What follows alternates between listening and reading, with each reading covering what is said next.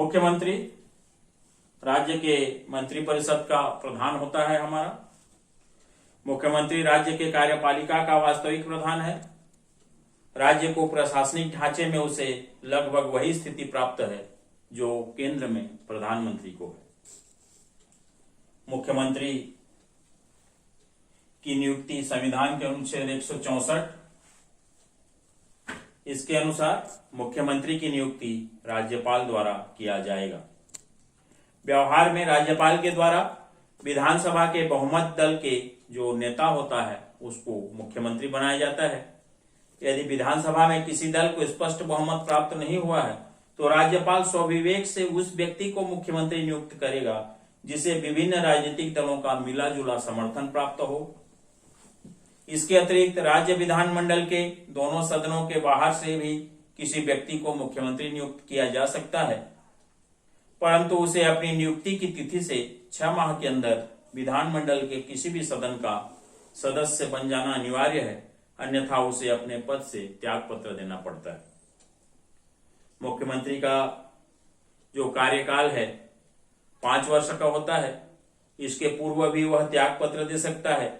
व्यवहार में उसका कार्यकाल विधानसभा के कार्यकाल पर निर्भर होता है। मुख्यमंत्री के प्रमुख कार्य एवं शक्तियां। राज्य में बहुमत प्राप्त दल का वो नेता होता है और बहुमत प्राप्त दल का नेता होने के कारण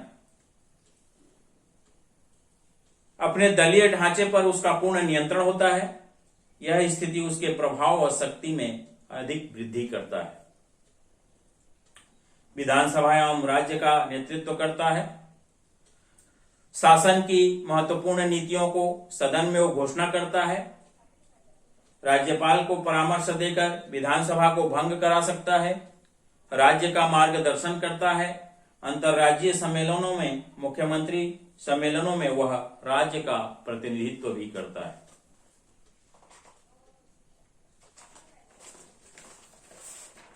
मंत्रिपरिषद का गठन करना, वह मंत्रियों का चयन करके उनके नामों की सूचना राज्यपाल को देता है, जिसे राज्यपाल स्वीकृत करता है और मुख्यमंत्री ही मंत्रियों की संख्या का भी निर्धारण करता है। मंत्रियों के मध्य विभागों का बंटवारा करना और उनके विभागों में परिवर्तन करना मुख्यमंत्री का ही विशेषाधिकार है। मंत्रियों की योग्यता अनुभव को ध्यान में रखते हुए विभिन्न मंत्रियों को विभिन्न विभाग का बंटवारा करता है। बंटवारा किए गए विभागों में वो परिवर्तन भी कर सकता है, साथ ही साथ वो मंत्री को पद से हटा भी सकता है। पद से हटाना, मंत्रियों की पदच्युति करना, किसी मंत्री द्वारा शासन की नीतियों का विरोध करने, मुख्यमंत्री का विश्वास प्राप्त न रहने तथा मतभेद हो जाने की स्थिति में मुख्यमंत्री उस मंत्री से त्याग पत्र मांग सकता है। यदि मंत्री त्याग पत्र न दे तो राज्यपाल से सिफारिश करके उसे पद से हटा सकता है। मंत्रियों के विभागों एवं कार्यों में हस्तक्षेप करना, आवश्यकता अनुसार राष्ट्रहित में वो मंत्रियों के विभाग एवं कार्यों में हस्तक्षेप करके उनको दिशा निर्देश भी दे सकता है। मंत्रियों और उनके विभागों में सामंजस्य स्थापित करना, मुख्यमंत्री मंत्रियों के बीच के जो भी मतभेद हैं उनको समाप्त कराता है। विभिन्न विभागों में सामंजस्य स्थापित कराता है। मंत्रिपरिषद की बैठकों की अध्यक्षता करना, जहां पे भी परिषदों की बैठक हो रही है, मंत्रियों की बैठक हो रही है, वहां पे वो अध्यक्षता करेगा। साथ ही साथ बैठक बुलाना, उसमें किसी प्रकार का विवाद उत्पन्न होता है तो उसको हल करने का प्रमुख कार्य है। मंत्रिपरिषद राज्यपाल के मध्य कड़ी का काम करती है। प्रशासकीय विषयों पर बैठकों में निर्णय जो हुए हैं, कानून संबंधी जो प्रस्ताव, राज्यों की समस्याओं की सूचना वो राज्यपाल को देता है।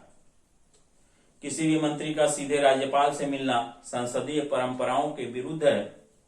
राज्यपाल के परामर्श और विचार से मंत्रिपरिषद को अवगत कराता है।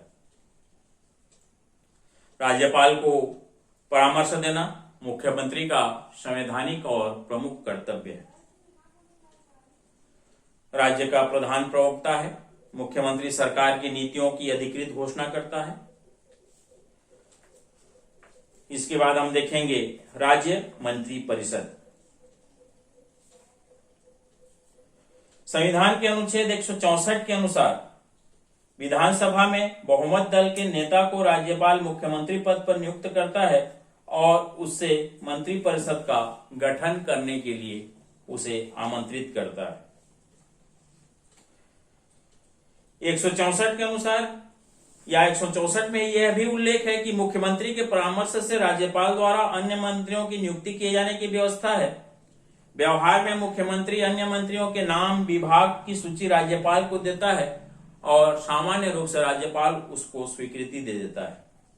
मुख्यमंत्री ऐसे सदस्यों को मंत्री पद पर नियुक्त करता है जो उसके दल के हों, उसके विश्वास पात्र हों, उसके नेतृत्व को स्वीकार करने वाले हों तथा जिनकी नियुक्ति से क्षेत्रीय हित की संतुष्टि होती हो। मंत्रिपरिषद के समस्त सदस्यों के लिए राज्य विधानमंडल के किसी सदन का सदस्य होना आवश्यक है। शपथ ग्रहण। मुख्यमंत्री सहित मंत्रिपरिषद के समस्त सदस्यों को अपना पद ग्रहण करने के पूर्व राज्यपाल के समक्ष अपने पद एवं गोपनीयता की शपथ ग्रहण करनी होती है। मंत्रियों के हम श्रेणियां देखेंगे। जो कैबिनेट मंत्री होते हैं, कैबिनेट मंत्री, राज्य मंत्री और उप मंत्री, 3 श्रेणी निर्धारित हैं। कैबिनेट मंत्री सबसे उच्च श्रेणी का मंत्री होता है।